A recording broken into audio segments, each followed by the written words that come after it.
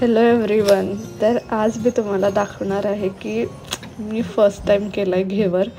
तर पास का फेल तर हे बघू चला आपण आज या माझ्या रेसिपीमध्ये.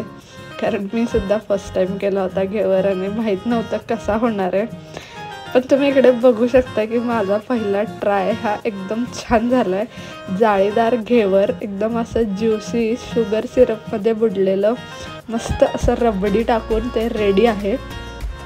तर चला सुरुवात करू आपण ह्या रेसिपीला. तर पहिल्यांदा आपण रबडी बनवायला सुरुवात करू. तर त्यासाठी मी इथे चितळेचं फुल क्रीम मिल्क घेतलं. हे अर्धा लिटर दूध मी एका मोठ्या पातेल्यात टाकून घेतलं.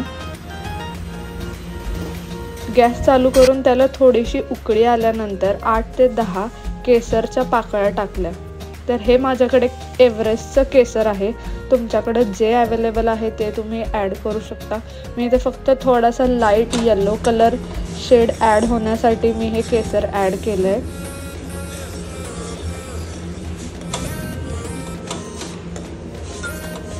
हे केसर छान मिक्स करून झाल्यानंतर 15 ते 20 मिनिट आपण हे दूध व्यवस्थित बॉईल करून घ्यायचं. गॅस चालू असताना पहिला तुम्ही इथे 3 टीस्पून शुगर टाका. मी इथे तो बाउल आहे तर त्यामुळे ते 1.5 बाउल असं छोटं टाकलं.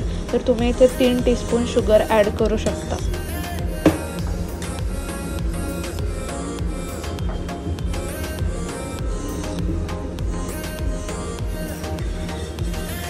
रबडीचं टेक्स्चर तुम्ही आता बघू शकता की थोडं थोडं चेंज व्हायला लागलं आहे आणि आता दूध एकदम आटायला सुरुवात झाली आहे. घट्ट होतं आहे हे दूध.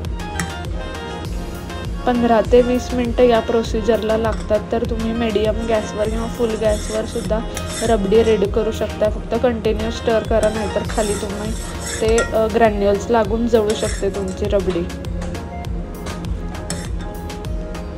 तर रबडी इकडे व्यवस्थित रेडी झाली आहे. हे टेक्स्चर आल्यानंतर आपण थोडंसं इथे 1/4 टीस्पून ऑफ कार्डेमम पावडर टाकून घ्यायचं.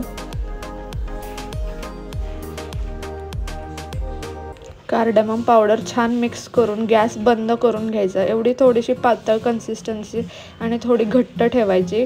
आणि हे गॅस बंद केल्यावर जेव्हा तुम्ही भांड्यात काढून घेता तर हे अजून थोडंसं गरमीने घट्ट होतं. त्यामुळे या स्टेजला तुम्ही ही रबडी और बासुंदी काय म्हणताय तुम्ही त्याला, ते बंद करायचं. हे बघा, हे आपोआप थोडंसं आता घट्ट झालं आहे. तर मी हे आता एका छोट्या भांड्यात काढून ठेवते आणि फ्रीजला ठेवून देते.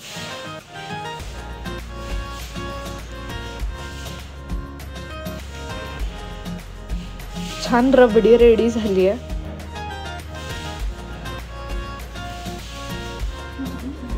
तर शुगर सिरप बनवायला आता आपण सुरुवात करू. तर त्यासाठी मी इथे मोठे 3 चमचे शुगर घेतली आहे.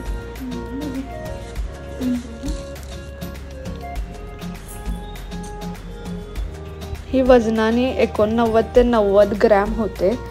तर मी जी तुम्हाला रेसिपी सांगते त्यामध्ये तुमचे 4 घेवर मीडियम साईजचे होऊ शकतात. त्याच्यामुळे तुम्ही ही रेसिपी व्यवस्थित फॉलो करा.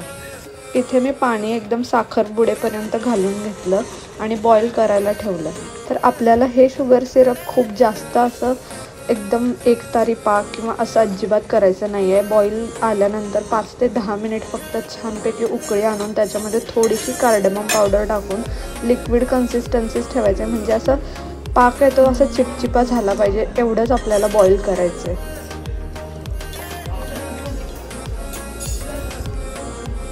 तर तुम्ही इकडे बघू शकता आपलं शुगर सिरप एकदम मस्त रेडी झालं आहे. हे गॅस बंद करून मी आता खाली ठेवले.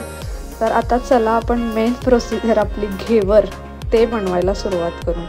तर त्यासाठी मी इकडे घेतलं 2 टीस्पून रूम टेम्परेचरचं घी. तुम्ही कोणताही 2 टीस्पून वापरू शकता. आपला मीडियम साईजचा खूप मोठा चमचा किंवा असं खूप असं काही मोठा एकदमच स्पेसिफिक असं यूज नाही करायचं. नॉर्मल आपण ज्याने पोहे किंवा असं काही खातो तर ते तुम्ही 2 टीस्पून घ्यायचं आणि एका मोठ्या बाउलमध्ये ते लिक्विड रूम टेम्परेचरच्या फॉर्ममध्ये असलेलं एका बाउलमध्ये टाकून घ्यायचं आणि त्याच्यावर बर्फ टाकायचा. आईस टाकून झाल्यानंतर तो साईडला ठेवायचा आणि हाताने व्यवस्थित जे घी आहे ते असं क्रीमी छान प्लफी होईपर्यंत मिक्स करून घ्यायचं.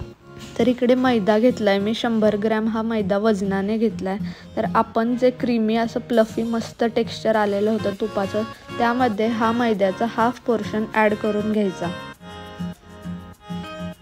मैदा मिक्स केल्यानंतर असं छान क्रम्बल कोट असं टेक्स्चर येतं, तर ते येईपर्यंत व्यवस्थित मिक्स करून घ्यायचं.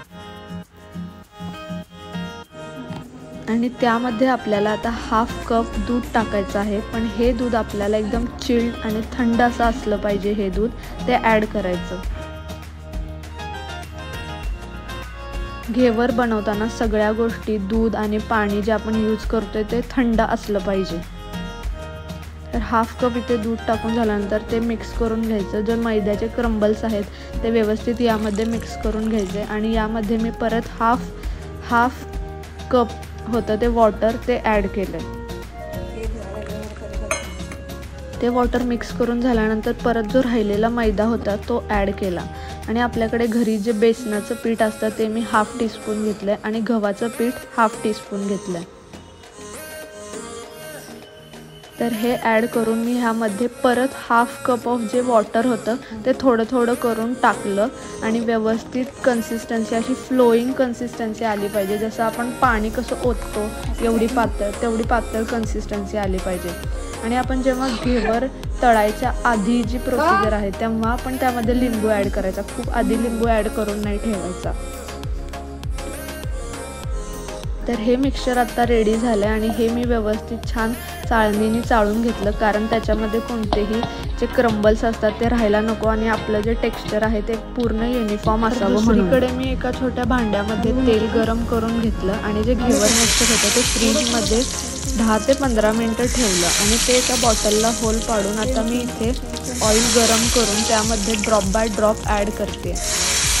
घेवर बनवायला आपण सुरुवात केली आहे, तर मी तुम्हाला पहिले घ्यायची काळजी सांगते की जेव्हा तुमचं ऑइल एकदम व्यवस्थित छान असं गरम झालेलं असते तेव्हाच तुम्ही हे घेवरचे ड्रॉप बाय ड्रॉप ॲड करायला चालू करायचं.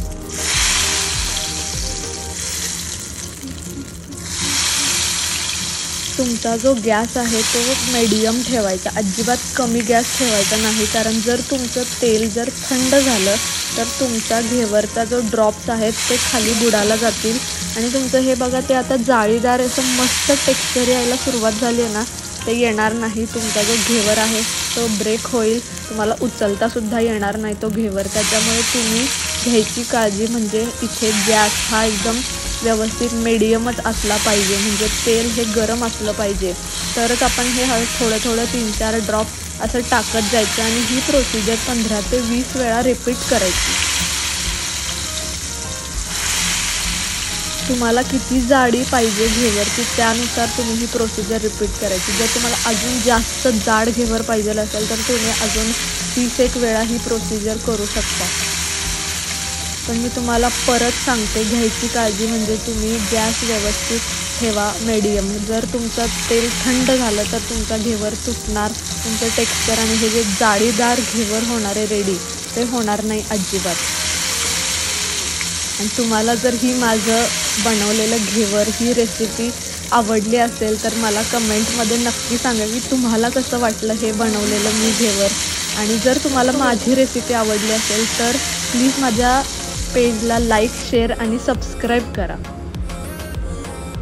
तर हे 15 ते 20 वेळा अशी प्रोसिजर करून झाल्यानंतर तेलामध्ये थोडंसं फ्राय करून झाल्यानंतर तुम्ही बघू शकता एकदम जाळीदार असं मस्त घेवर रेडी झालं आहे. तर हे घेवर मी एका चाळणीमध्ये पूर्ण तेल निचरेपर्यंत ठेवलं, कारण घेवर थोडंसं ऑइली असतं, त्यामुळे हे चाळणीमध्ये ठेवून परत मी टिश्यू पेपरवर ठेवलं आणि त्याचं जे ऑइल होतं ते पूर्ण स्क्वीज आउट करून घेतलं.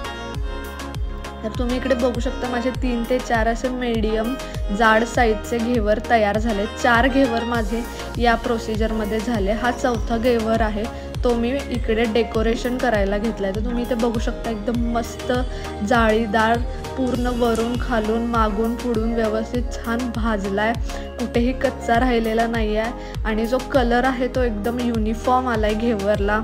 मी तुम्हाला परत सांगते, घेवर हे खूप जास्त कॉम्प्लिकेटेड आहे, त्यामुळे तुम्ही ज्या टिप्स दिल्या आहेत ते व्यवस्थित फॉलो करा. तरी मी तुम्हाला डिस्क्रिप्शनमध्ये अजून काही टिप्स असतील त्या मी ॲड करून सांगते. तर हे घेवर आता मी डेकोरेशन करायला सुरुवात केली आहे. एक घेवर घेतलं, त्यामध्ये मी 3 ते 4 टेबलस्पून शुगर सिरप टाकलं आणि आपल्याला आवडीनुसार आपण रबडी ॲड करू शकतो. तर हे घेवर तुम्हाला जेव्हा खायचं आहे तेव्हाच शुगर सिरप आणि रबडी ॲड करायची, नाहीतर मग ते सगळे तयार करून ठेवले तर ते लगेच मऊ होतात. त्यामुळं जेव्हा खायचं तेव्हा ही रबडी आणि शुगर सिरप टाकायचं. थोडंसं मस्त पिस्ताचो टाकायचं, थोड्याशा गुलाब पाकळ्या आणि केसर टाकून हे मी मस्त डेकोरेट केलं आहे. आणि खायला आता एकदम हे मस्त रेडी झालं आहे. तर तुम्ही इकडे बघू शकता, एकदम छान जाळीदार घेवर झालं आहे. त्याचं टेक्स्चर पण एकदम मस्त आलं आहे. आणि माझा फर्स्ट ट्राय फेल नाही गेलेला, त्यामुळे मला खूप भारी वाटतं. पण मी तुम्हाला सांगते की तुमचा घेवर हे व्यवस्थित होण्यासाठी व्यवस्थित करा. जर तुम्ही हे प्रोसिजर फॉलो नाही केले तर तुमचं घेवर तुटण्याची शक्यता आहे. तर ट्राय करा ही रेसिपी. बाय.